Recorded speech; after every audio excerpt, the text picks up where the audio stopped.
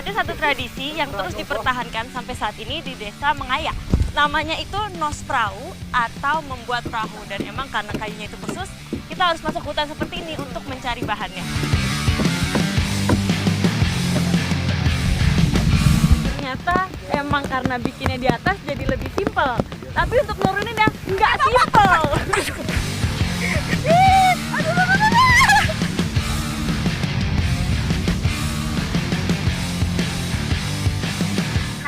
Saya lagi mencoba sampan yang sudah tadi kita buat. Dan saya beruntung soalnya bisa ikutan bikin sampan ini. Dan ini merupakan tradisi sejak dulu.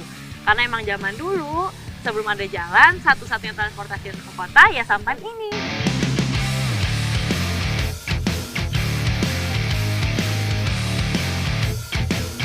Ini totol-totolnya kayak macan. Iya. Kayak macan tutul. Jadi si kelapa ini airnya khususnya itu punya banyak banget manfaat. Selain bikin aromanya lebih harum, bikin rasanya lebih gurih, juga membantu menghilangkan rasa amis. Jadi ini adalah goanya dan tangganya benar-benar cuman dari bambu, bukan bambu yang dibikin tapi benar-benar bambu. Bambu dah itu doang.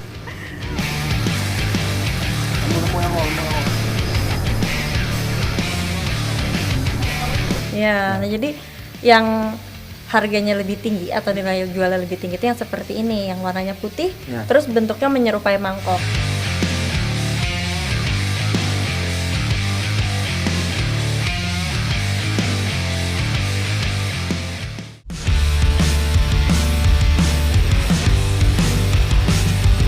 Indonesia kaya akan tradisinya. Salah satunya di Takengon, Aceh Tengah. Takengon memiliki danau yang indah, yakni Danau Lutawa. Perahu bagi masyarakat Takengon memiliki peran yang sangat penting.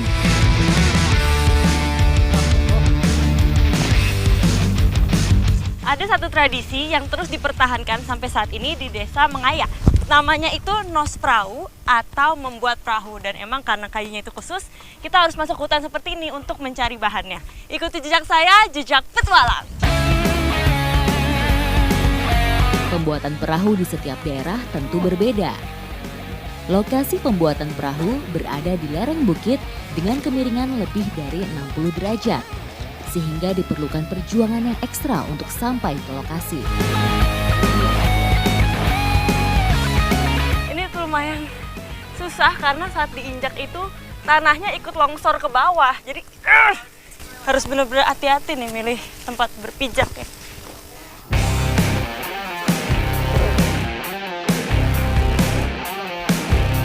Dalam pembuatan perahu, masyarakat menggunakan kayu dari pohon medang kuning. Pohon ini adalah pohon yang ditanam di perkebunan warga dan kemudian mereka manfaatkan sesuai kebutuhan. Jadi ternyata di tempat pencarian kayunya itu nggak jauh sama tempat pembuatannya. Seperti di sini nih ada kayu yang akan dibikin dan ternyata ini juga ada nih perahu atau sampan yang baru setengah jadi. Nanti aku mau bantuin bikin ini untuk pembersihannya atau membuat lubang di bawahnya. Dan yang pastinya kayu yang kita cari ini harus kayu yang udah jatuh dulu atau udah tumbang dulu, nggak boleh menebang kayu untuk bikin si perahunya. Kayu yang diperlukan untuk membuat perahu adalah sebuah kayu bulat utuh dan lurus. Sementara untuk ukuran perahu akan disesuaikan dengan diameter kayu. Tidak ada ukuran yang baku dalam pembuatan perahu tradisional ini.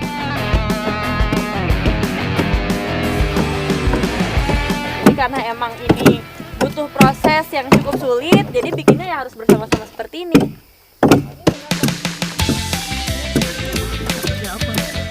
Meski terlihat sederhana, namun perlu keahlian dan pengalaman yang khusus.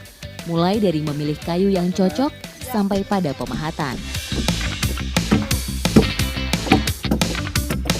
Jadi emang pembuatannya ini di hutan atau di atas gunung seperti ini supaya lebih mempermudahkan. Jadi dapat kayunya langsung dibikin, nanti tinggal ditarik ke bawah ya Bang. Ya. Dan emang biasanya tuh satu kayu, satu batang bisa dibikin untuk 1 sampai 4 perahu, tergantung sama panjang perahu yang kita bikin.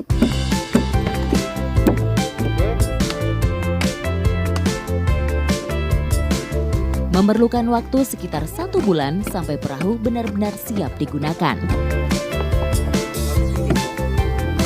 Sedikit begini Bang. Ya. Jadi ini bahkan talinya juga dari alam. Ini Dari pakai alam. tali rotan. Ya. Saya pikir tuh bakal pakai tali yang tadi di bawah, tapi ternyata tidak.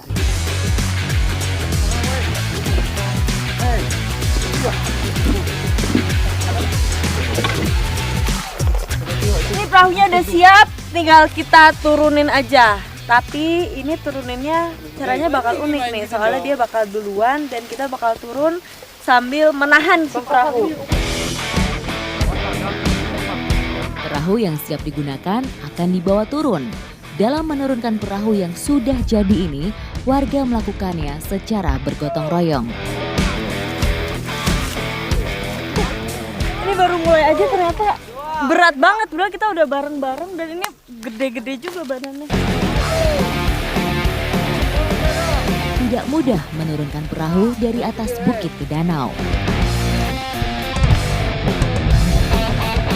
Jadi ini emang harus dilakukan dengan 2 tim. Jadi yang satu di bawah untuk menarik, yang satu lagi di atas untuk menahan, dan untuk supaya lebih kuat dilingkarkan dulu ke pohon. Jadi sedikit-sedikit dikendorkan, jadi nggak langsung jatuh ke sana.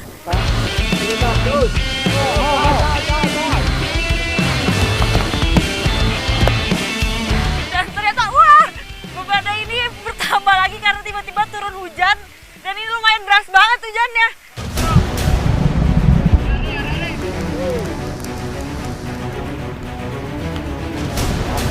Kirapan kopi masakan itu.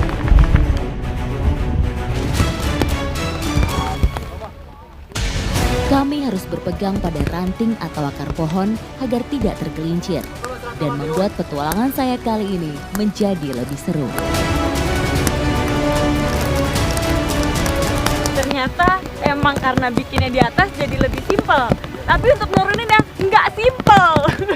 Dibalik, aduh, sampai udah nggak tahu mana mana air, mana tanah.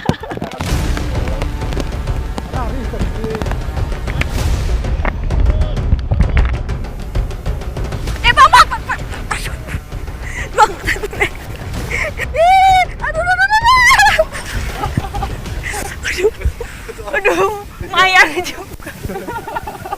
Ini gak bawa ini aja saya keprosot, ini udah bisa jadi prosotan padahal.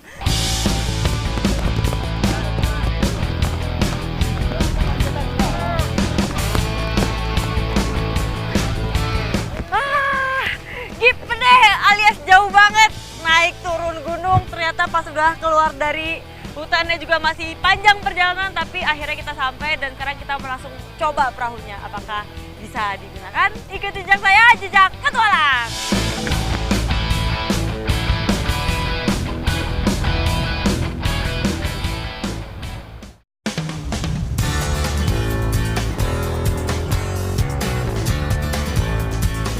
Angkutan air berupa perahu tradisional di Danau Lutawar sudah ada sejak ribuan tahun silam. Selain untuk berburu ikan, masyarakat memanfaatkannya sebagai sarana angkutan ataupun membawa hasil perkebunan.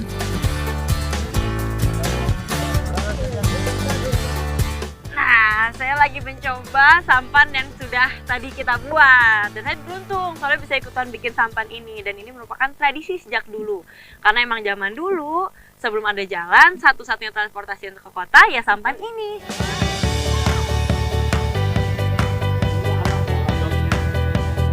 Kita sekarang sudah berjajar, sudah siap-siap untuk berlomba. Abang ready bang? Abang? Ayo bang. 1, 2,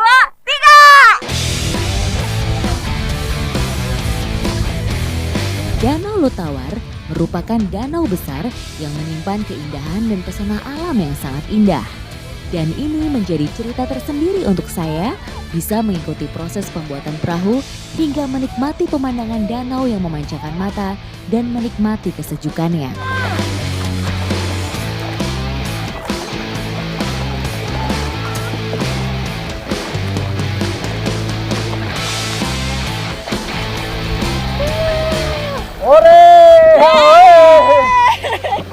Nggak tahu siapa yang menang. Tapi kan yang penting bukan menang atau kalah, tapi kebersamaan dan keseruannya. Ikuti jejak saya, jejak petualang.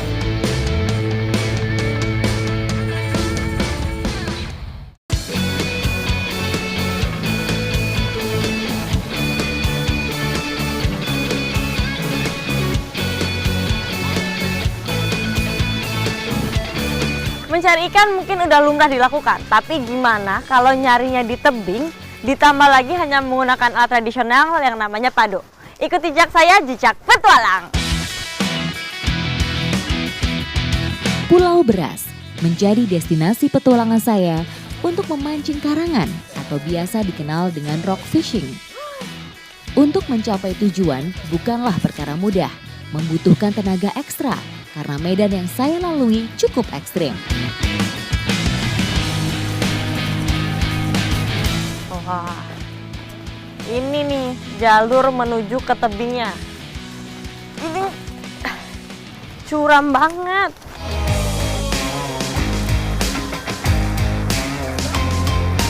Ternyata yang di atas tadi terjal, ini lebih terjal lagi sampai kita semua harus pegang tali nih. Karena bener-bener terjal dan licin.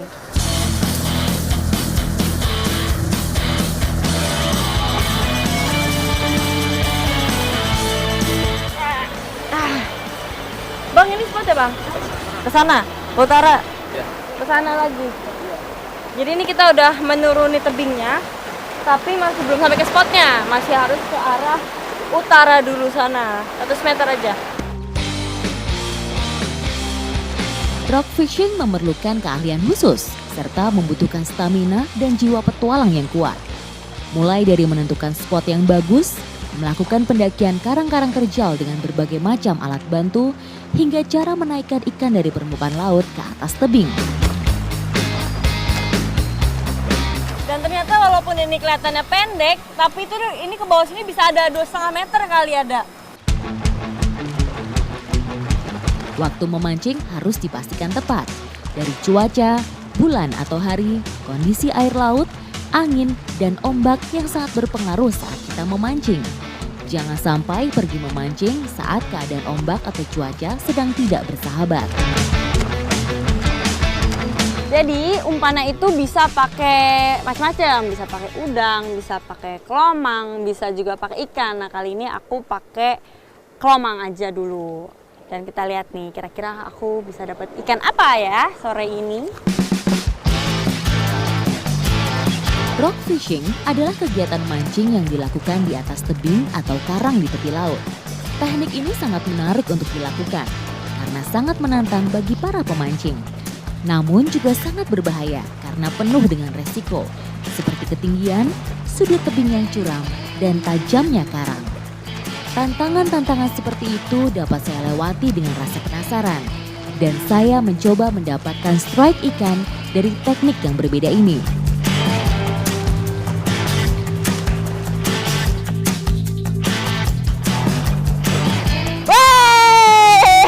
Ikan apa ini bang? Ikan kerapu. Ikan kerapu. Wah ini nih tangkapan pertama kita, ikan kerapu.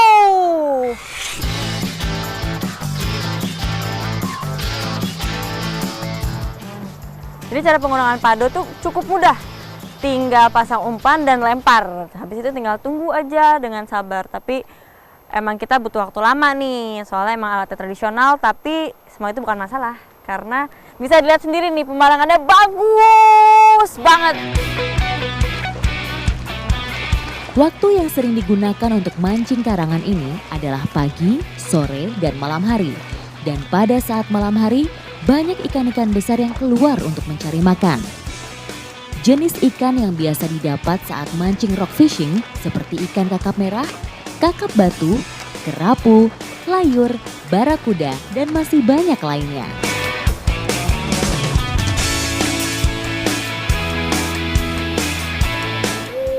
Dapat. Oh, Kerapu nih. oh, ini kerapu tadi kerapu juga bang? Iya. Oh tapi beda Sama. ya. Di sini banyak jenis ikan yang kerapu. Ini totol-totolnya kayak macan. Iya. Kayak macan tutul. Ini mendingan digabungin sama hasil tangkapannya Bang yang Nandar tadi.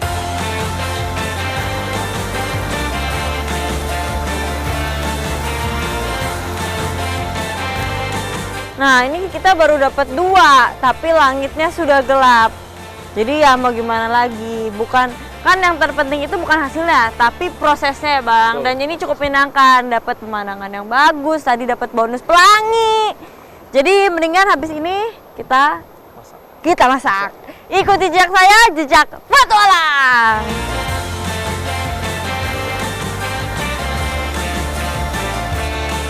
Jadi ini adalah goanya dan tangganya benar-benar cuman dari bambu, bukan bambu yang dibikin tapi benar-benar bambu. Bambu dah itu doang.